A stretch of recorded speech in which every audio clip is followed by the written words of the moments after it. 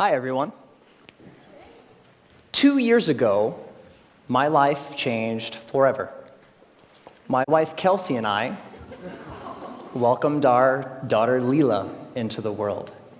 Now, becoming a parent is an amazing, amazing experience. Your whole world changes overnight, and all of your priorities change immediately, so fast that it makes it really difficult to process sometimes. Now, you also have to learn a tremendous amount about being a parent, like, for example, how to dress your child. This was new to me. This is an actual outfit. I thought this was a good idea. And even Leela knows that it's not a good idea. So there was so much to learn and so much craziness all at once. And to add to the craziness, Kelsey and I both work from home. We're entrepreneurs. We run our own businesses. So Kelsey develops courses online for yoga teachers. I'm an author. And so I'm working from home. Kelsey's working from home. We have an infant, and we're trying to make sure that everything gets done that needs done. And life is really, really, really busy. And a couple weeks into this amazing experience, when the sleep deprivation really kicked in, like around week 8, I had this thought, and it was the same thought that parents across the ages, internationally, everybody has had this thought, which is, I am never going to have free time ever again. And somebody said it's true. Yeah, it's not exactly true, but it feels really, really true in that moment. And this was really disconcerting to me, because one of the things that I enjoy more than anything else is learning new things. Getting curious about something and diving in and fiddling around and learning through trial and error and eventually becoming pretty good at something.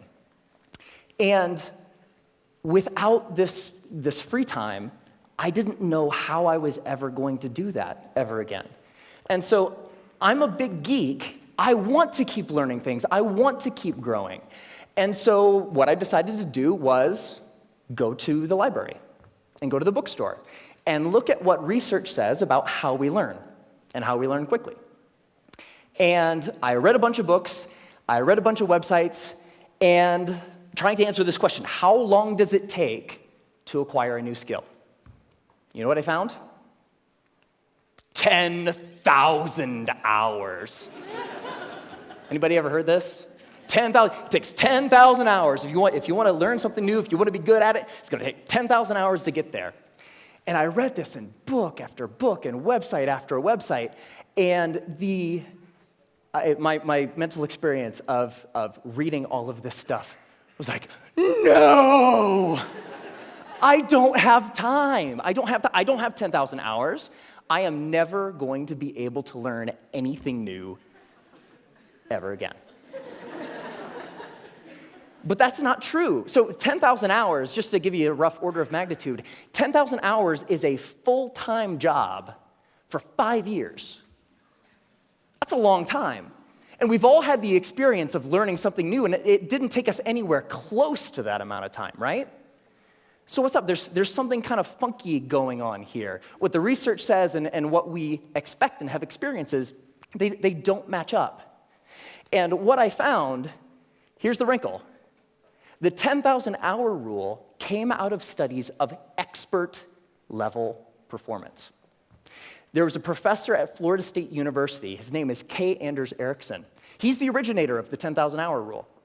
And where that came from is he studied professional athletes, world-class musicians, chess grandmasters, all of these ultra-competitive folks in ultra-high-performing fields, and he tried to figure out how long does it take to get to the top of those kinds of fields.